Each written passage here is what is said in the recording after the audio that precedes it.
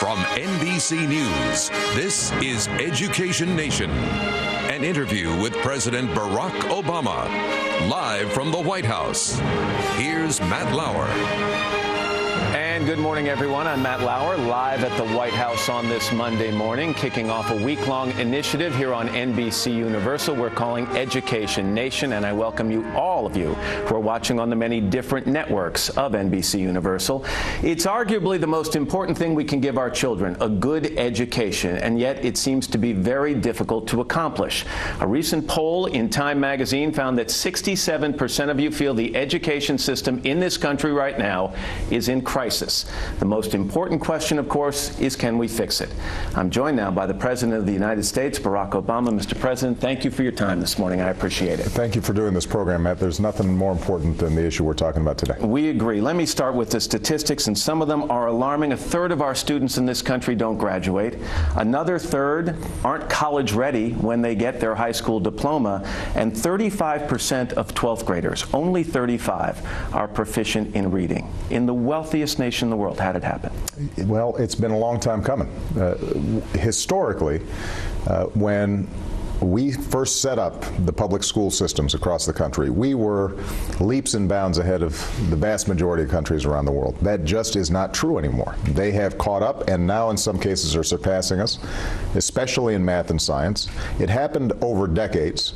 There are a lot of contributing factors, but part of the challenge, I think, for the entire country is to understand that how well we do economically, whether jobs are created here, high-end jobs that support families and support the future of the American people, is going to depend on whether or not we can do something about these schools. President Clinton once said when it came to the crisis in education, it's not just a money thing, but it's a money thing. Can we spend our way out of it? We can't spend our way out of it. And I think that when you look at the statistics, the fact is that our per pupil spending has gone up over the last couple of decades. While results have gone down. Even as results have gone down. Money plays a factor, and obviously there are some schools where money plays a big factor. You know, they don't have up-to-date textbooks, they don't have computers in the classroom. So those who say money makes no difference are wrong.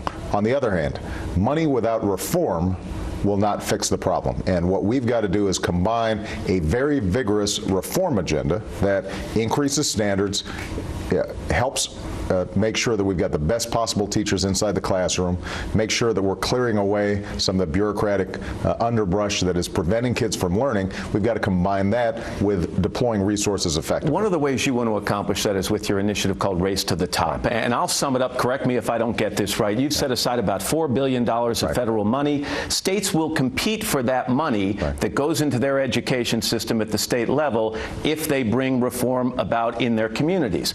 And while some are applauding it, you're meeting some resistance at another level. Some have criticized it because it's a competition. It's almost a March Madness type atmosphere surrounding education when we should be funding all of these states. How do you respond to that? Well, keep in mind what happens, Matt. The federal government provides assistance to all states under a formula system, especially to help poor school districts so that they can buy supplies, make sure that they can hire supplemental reading instructors and so forth. So that hasn't changed. But that money, because it was in a formula, everybody was getting it no matter what you did, wasn't really a catalyst for reform. So what we said is, let's set aside a small portion, about $4 billion, and let's say you've got to compete for this, and you've got to compete around things that reformers know make a difference. High standards, accountability, really training teachers effectively, making sure low-performing schools are being boosted up. And what's happened is 32 states already have changed their laws where previously all that stuff was stuck in state legislatures.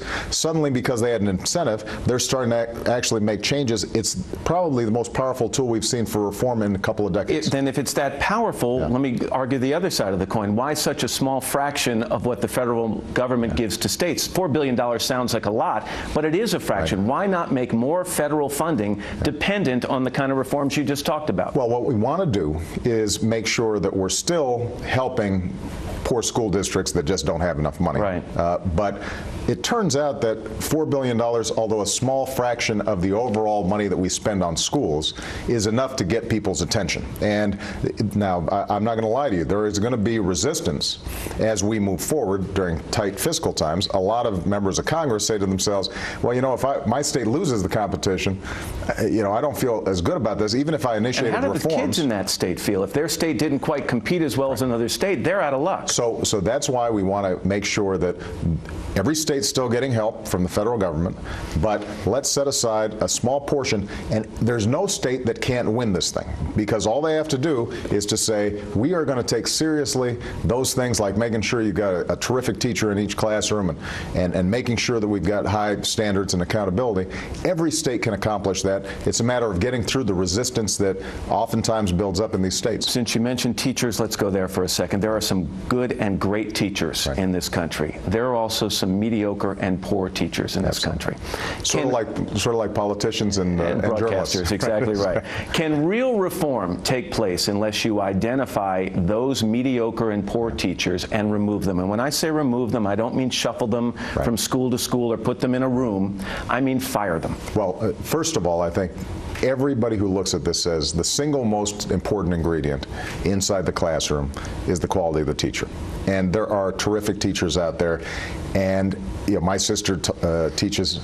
And when you hear stories about how hard they work when they come home from school, they're still doing lesson plans. They're oftentimes in tough schools serving as counselors and social workers. So teachers are doing heroic jobs. Sometimes they're digging into their own pocket to buy school supplies.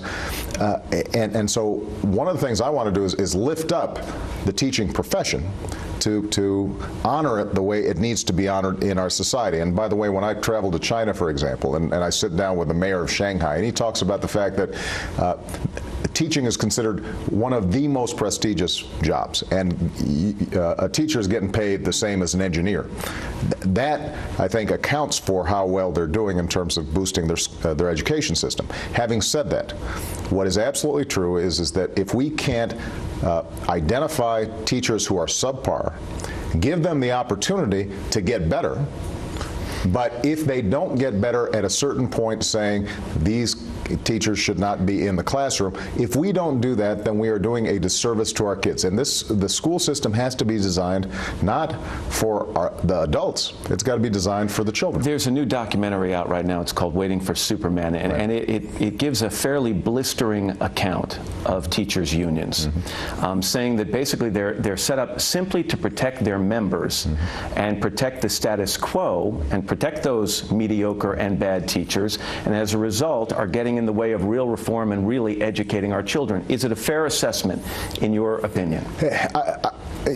Here's what's true, is that oftentimes teachers' unions are designed to make sure that their membership are protected against arbitrary firings. And historically, teachers were predominantly women, and as a consequence, they were paid less profession-wide. And so I'm a strong supporter of the notion that a union can protect its members and help be part of the solution as opposed to part of the problem. What is also true is that sometimes that means they are resistant to change when things aren't working. Now, to their credit, you've had a lot of unions who are now working with states on these reform plans that include things like charter schools, include things like pay for performance and higher standards and accountability for teachers. And so we've seen states be able to work with teachers' unions to bring about reforms as opposed to resist them. Well, if you could speak to the leadership of and the membership of the two most powerful teachers' unions right now, and tell them what they must do starting today to be a legitimate partner in reform, what would you tell them they have to do? Well, it turns out as president, I actually can speak to them. And what I have said to them, and what Arnie Duncan, my Secretary of Education, has said to them is, we want to work with you. We're not interested in imposing changes on you, because the truth of the matter is that if teachers aren't feeling good about their profession, they're not going to do a good job in the classroom. But you can't you can't defend a status quo in which a third of our kids are dropping out. You can't defend a status quo when you've got 2,000 schools across the country that are dropout factories, and they really are, where more than half of the kids are dropping out.